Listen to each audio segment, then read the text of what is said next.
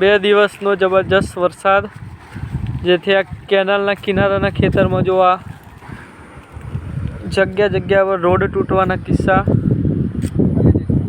આ પાણી અહીંયા નજીક જ દેખાઈ રહ્યું છે. ફૂલ કેનાલનું પાણી જઈ રહ્યું છે. આ તરફ પાણીની આવક જબરજસ્ત ચાલુ છે. આ કેનાલ ઉપરના ખેતરોમાં ફક્ત એક પગશેરી જેટલો રોડ બાકી રહ્યો છે.